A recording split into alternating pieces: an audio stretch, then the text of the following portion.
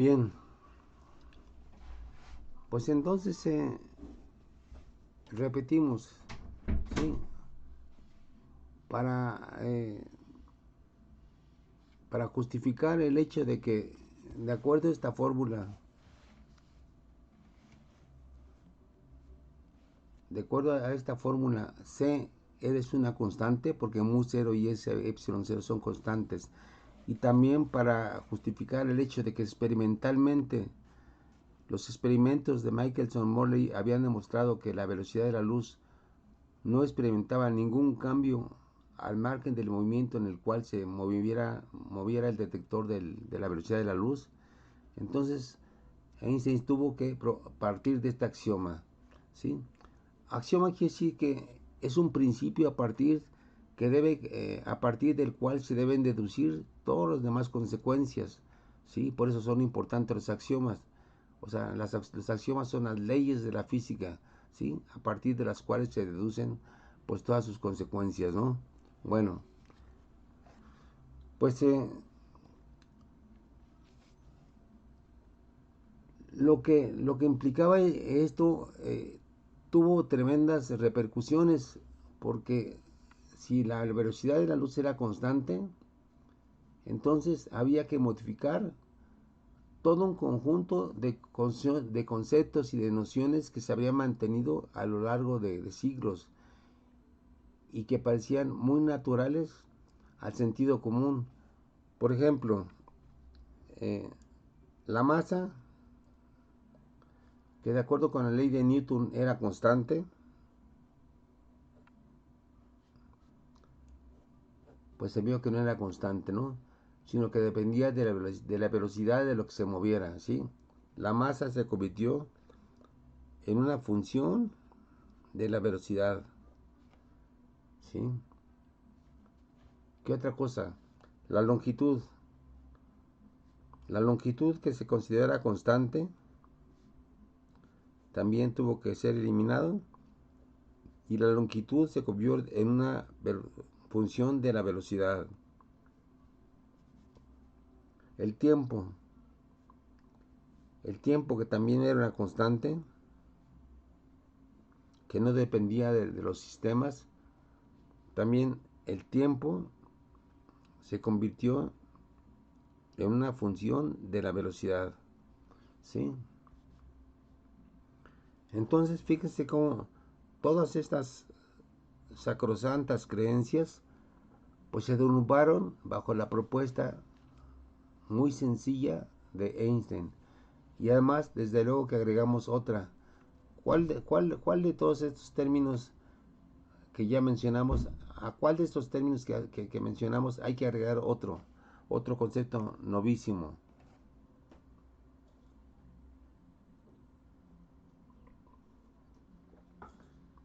¿Qué pasa con la energía?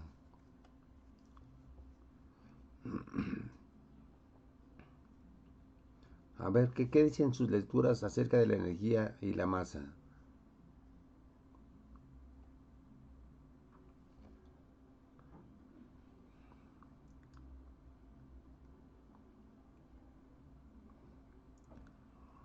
A ver, ¿qué es lo que saben acerca de la energía y la masa?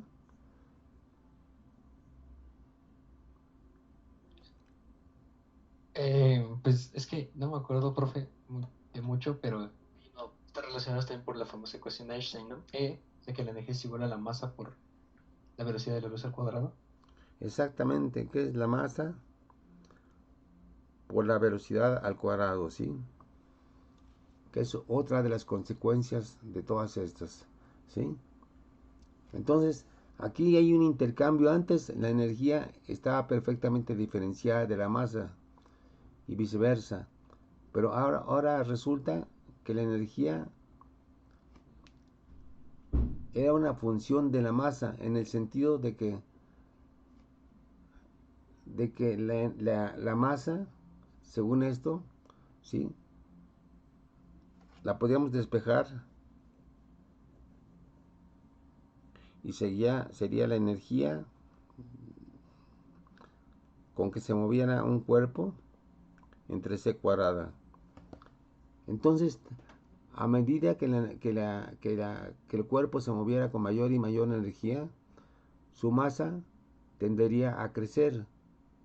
Y por eso es imposible alcanzar para un cuerpo la velocidad de la luz, porque a medida que se va aproximando a la velocidad de la luz, su masa va creciendo y se vuelve tan grande que es imposible ya moverla, ¿sí?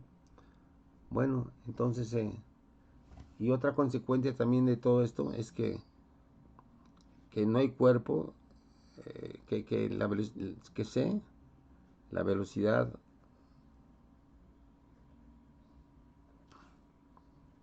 de la luz no se puede superar.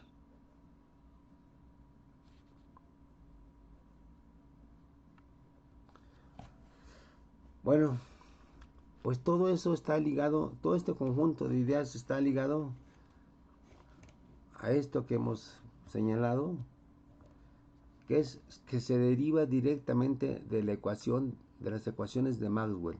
Por eso estoy mencionando todo esto, porque este término tan sencillo que tiene la increíble propiedad de juntar a la mu 0 y a la epsilon 0, ¿sí? Fue lo que dio cambio, entre otras cosas, a toda una revolución en el modo de pensar la realidad, ¿sí? Les debo recordar que antes, para cuando hablamos de electrostática, utilizábamos simplemente el término epsilon 0, por ejemplo, para la ley de Gauss, ¿sí? Carga igual a integral de epsilon punto ds por E0, ¿sí? Bueno, ok. Mu 0 también aparecía en la ley de Ampère, ¿sí? Pero solamente ella solita, mu 0, sin meterse con epsilon 0. Pero cuando Maxwell se da cuenta que hay una incongruencia en la ley de Ampère, cuando la superficie que integra a la corriente está dentro de un condensador, Maxwell propuso un término nuevo que se llamó corriente de desplazamiento, como ya lo vimos en otras clases, ¿sí? Y entonces, allí en la corriente de desplazamiento es donde Maxwell hizo intervenir el concepto, el producto mu 0, epsilon 0. Esa fue la contribución aparentemente muy sencilla de Maxwell, pero que tuvo este tipo de consecuencias, ¿no? Bueno, entonces, pues hay otras cuestiones que tratan los problemas. Estoy haciendo un recordatorio porque me importa que de todo este curso que hemos dado se queden grabados en su cerebro los conceptos esenciales para que, si realmente los asimilaron, aprendan a ver de otra forma el mundo, porque de eso se trata. O sea, uno aprende concepto no para seguir viendo igual la realidad que nos envuelve, sino para verla de otra forma, entendiéndola mejor, ¿sí? Bueno, entonces ahora otro circuito de tantos circuitos que hemos visto, el circuito LC, ¿sí?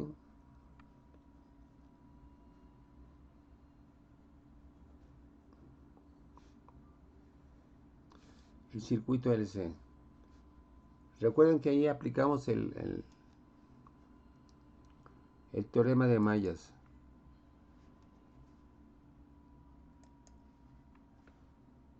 ¿Sí? O sea, supusimos que un condensador estaba cargado y lo conectábamos a una inductancia.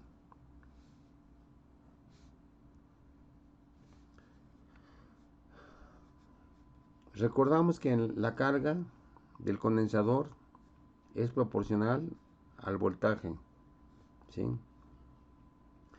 Recordamos que la FEM que se crea en la inductancia es igual a menos menos L por DI en DT. Dejen ponerlo bien. Epsilon igual a menos L por DI en DT. ¿Sí? Y entonces de ahí sacamos, antes habíamos supuesto que esto estaba conectado así. Voy a repetir el circuito original.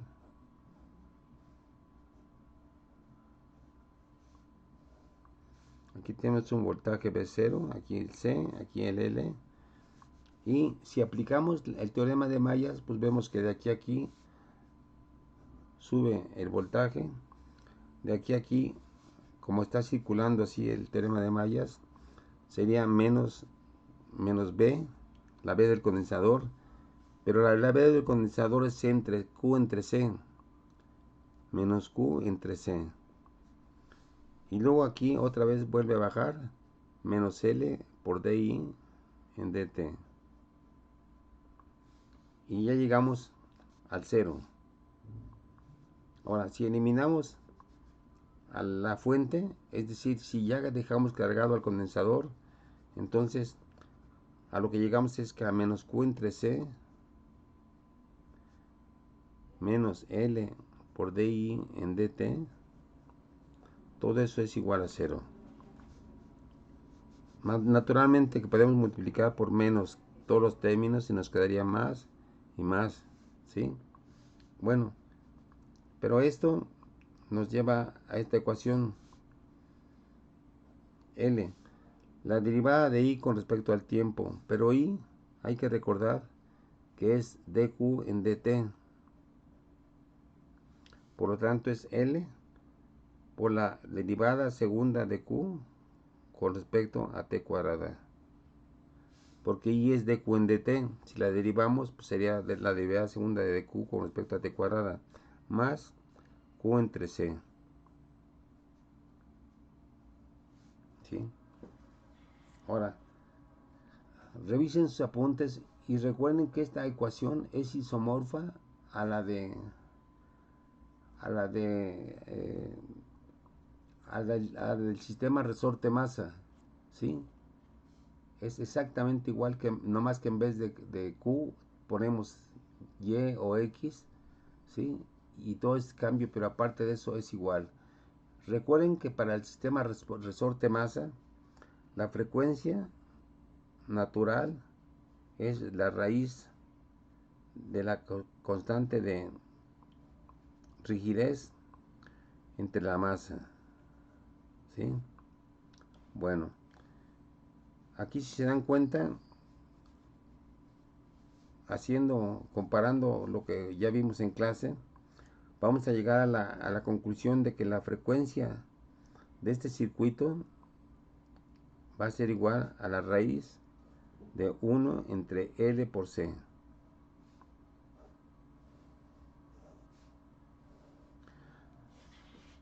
Vamos a discutir sobre todo la importancia conceptual, el significado físico de esta, ¿sí? Para el caso del resorte masa, lo que nos dice es que su frecuencia angular es constante, porque K es constante y M es constante. Es decir, si el resorte se estira muy poquito,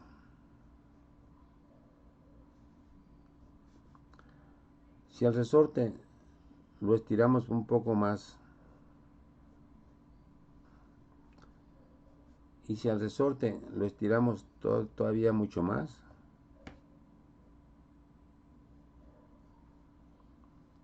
¿sí?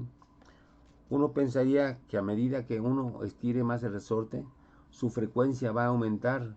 Pues no, lo que se observa experimentalmente es que al margen de la amplitud, evidentemente que estos tres casos tienen diferente amplitud, al margen de la amplitud, la frecuencia con la que va a oscilar el resorte es la misma. Por ejemplo, puede dar 10 revoluciones o 10 oscilaciones por minuto, en este caso que se estiró más que la amplitud cambió, va a ser 10 oscilaciones por minuto. Y en este caso, que la estiramos aún más, que es decir, que modificamos su amplitud, va a seguir dando 10 oscilaciones por minuto. ¿Sí? Es una propiedad muy interesante que los relojeros de los siglos XVII supieron aprovechar muy bien. ¿Sí? Bueno, pues algo parecido va a ocurrir con esto. ¿Sí? Al margen de la amplitud,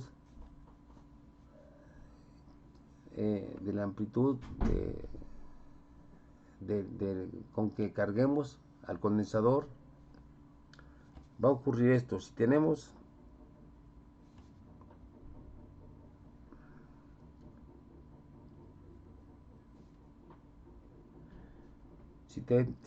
la carga del condensador y la cargamos poquito, va a tener este tipo de comportamiento.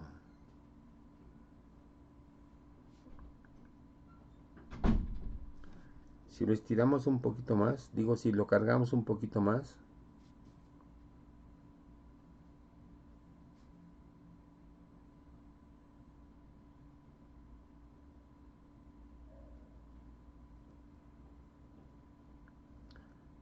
va a seguir oscilando de la misma forma la carga.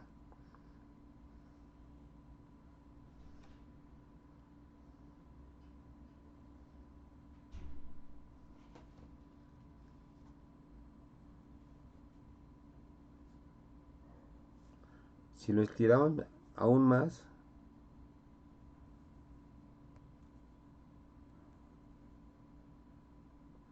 va a seguir teniendo la misma frecuencia. Entonces vean cómo este comportamiento es totalmente análogo a este comportamiento. No más que en este caso estamos analizando el comportamiento de la carga. ¿Sí? Ahora ustedes díganme, ¿qué pasaría con el comportamiento de la corriente?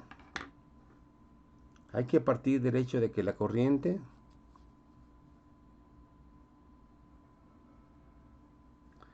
es la derivada de la carga con respecto al tiempo. Esta representación lo que nos dice, y es algo que hay que aprender a aplicar intuitivamente, es que la carga Q, ¿qué tipo de fórmula sería según esta figura? Es evidentemente una senoidal, pero ¿cuál sería la fórmula completa?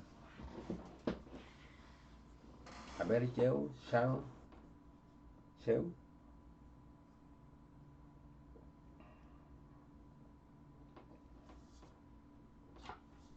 ¿Cuál sería la expresión matemática para esta gráfica?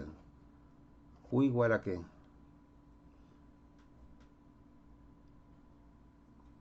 Fíjense, tiene una cierta amplitud, tiene una cierta frecuencia. Entonces, ¿cuál sería Q?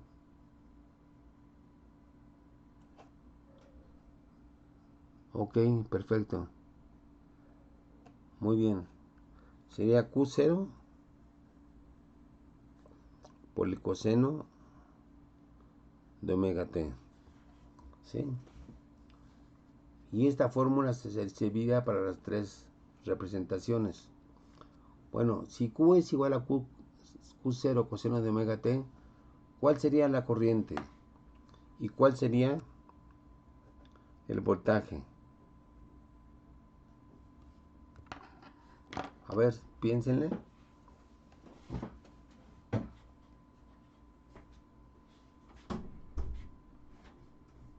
Pues la corriente sería la derivada de esa expresión de Q, ¿no? Con respecto a T. Oh. Sí. Bueno, entonces la corriente sería matemáticamente ¿cuánto sería? Sería menos Q0 por omega por el seno de omega T. Bueno, y en cuanto al voltaje, recuerden que el voltaje, recuerden esto, son fórmulas muy sencillas. La carga es proporcional al voltaje. Por lo tanto, el voltaje es carga con capacidad, o entre, sí, capacidad. Entonces, ¿el voltaje cuánto sería?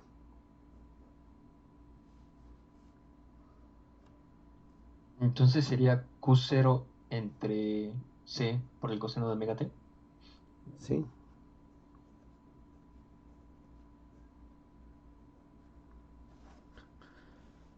Lo cual indica algunas cuestiones interesantes, porque según esto, la I va a empezar con un valor negativo, ¿sí? Y va a ser cero, de acuerdo a esta fórmula. Entonces, vamos a agarrar esta representación. La I va a empezar desde cero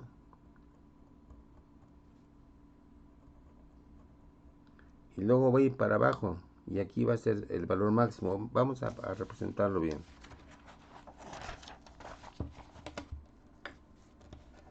Vamos a empezar. Q es igual a Q0 coseno de omega t. Y es igual a menos Q0 omega seno de omega t. B es igual a Q0 entre C por el coseno de omega t.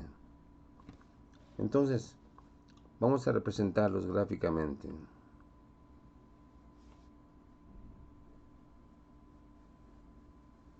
Con unos cuantos ciclos.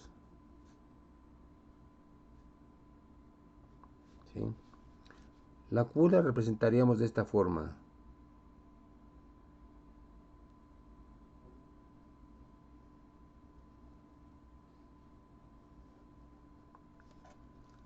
La I que empieza. La I con qué valor empezaría.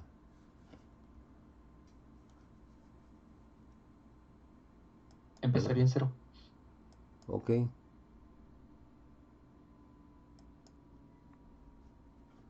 Empezaría en cero.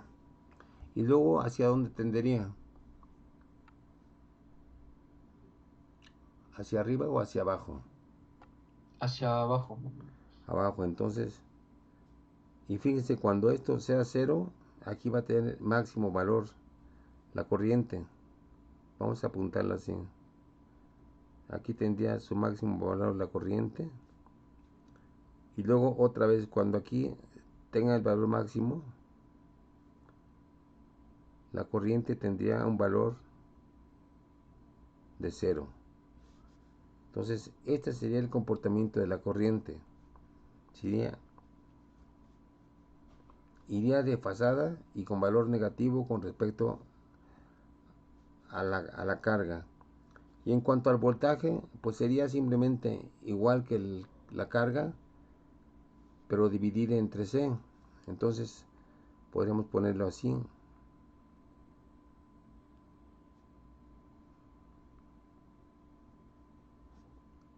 Para el voltaje, ¿no? Vamos a tratar de...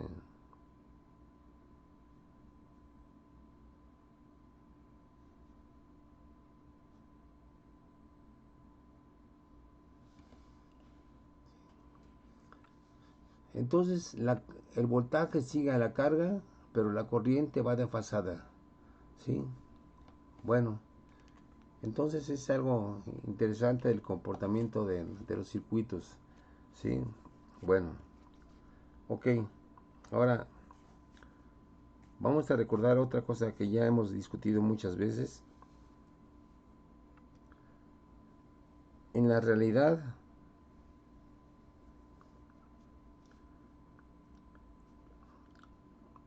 en la realidad,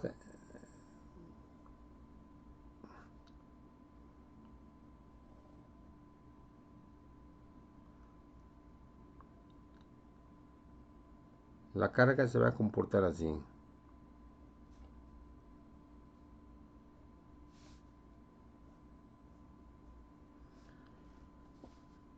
¿Por qué? Porque partimos de un circuito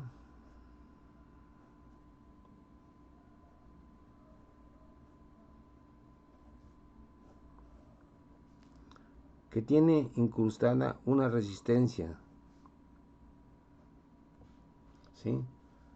¿De dónde nace esta resistencia? Esquemáticamente no la pusimos al principio, pero en la realidad, ¿de dónde nace esta resistencia? ¿Es la resistencia propia de los alambres? Exactamente, los alambres que usualmente son de cobre, pues tienen una resistencia muy baja y todo, pero tienen una resistencia. Por lo tanto, si bien la energía se está conservando en el condensador y luego esa energía pasa a la inductancia y luego de la inductancia vuelve al condensador, esa energía en forma de corriente tiene que atravesar esta resistencia, ¿sí? Por tanto, al atravesar la corriente una resistencia, eso no hay que olvidarlo nunca, al atravesar la corriente una resistencia genera calor.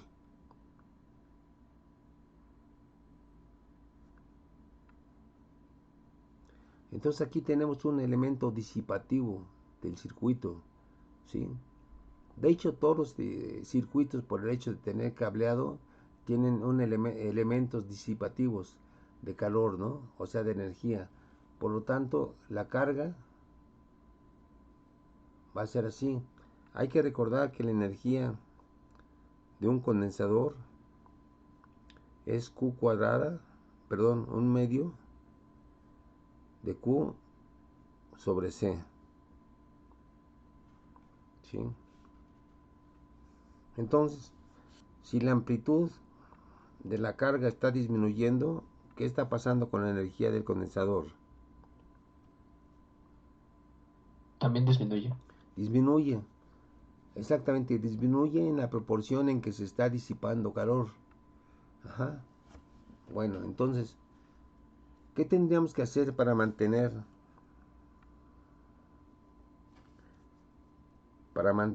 el voltaje constante, oscilando constantemente, sin perder amplitud? En primer lugar, ¿qué significaría que la carga tuviera siempre la misma amplitud? ¿Qué significaría? Si esta Q máxima es constante, entonces ¿qué significaría? O sea, pasamos de este estado disipativo a este estado. ¿Cómo lograríamos este estado en el cual la energía se mantiene constante? ¿Tendríamos que hacer algo parecido a la resonancia? Tendríamos que inyectarle energía, ¿verdad?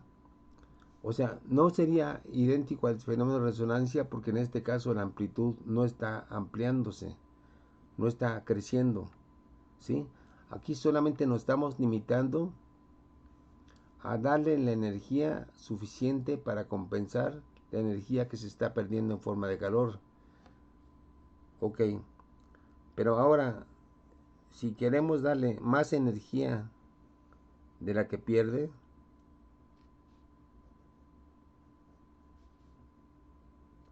entonces empezaríamos así. Estoy adecuando el dibujo a lo que va a ocurrir. Tendría que ser esto.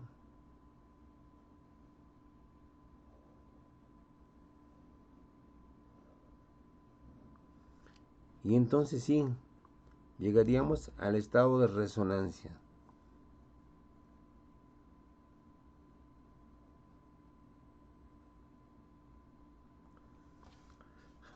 O sea, son tres casos. En este caso, la energía disipativa va disminuyendo la amplitud de la carga. En este caso le inyectamos energía suficiente como para contrarrestar la pérdida de energía de la primera figura. Se mantiene constante, ¿sí? Pero en este caso le estamos inyectando más energía de la que está perdiendo. Entonces aquí la energía iría para abajo. En este caso la energía se mantendría constante.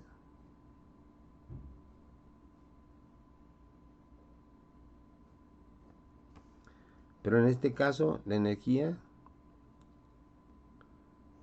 crecería, crecería, crecería, hasta llegar a un estado